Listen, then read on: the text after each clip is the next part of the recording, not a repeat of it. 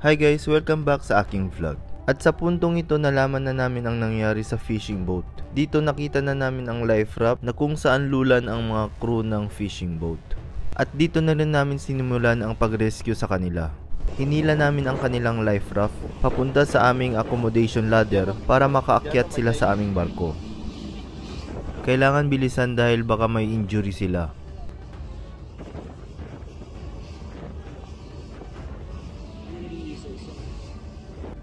At sa puntong ito nakalapit na sila sa aming hagdanan at isa-isa na silang nag-akyatan sa aming barko. Kailangang magdoble ingat dahil maalon at malakas din ang hangin.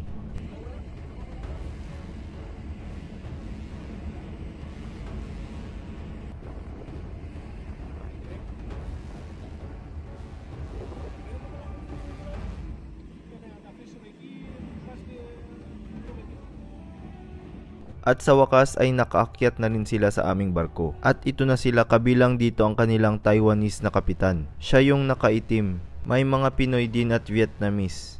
Buong akala namin ay tapos na ang rescue operation. Yun pala hindi pa. Tumawag sa radyo ang Mauritius Coast Guard at sinabing may mga tao pa sa dagat na kailangang sagipin. Hindi naging madali ang pag-rescue sa kanila dahil mahirap i-control ang malaking barko, lalo na pagka malakas ang hangin at alon. So ito ang aktual na pagsagip sa crew na hindi nakasama sa life raft. So in total, 9 ang aming nasagip na crew ng fishing boat. Binigyan namin sila agad ng pamalit na damit at pagkain at inumin. Mabuti at nakuha ng kapitan nila ang kanilang mga passport.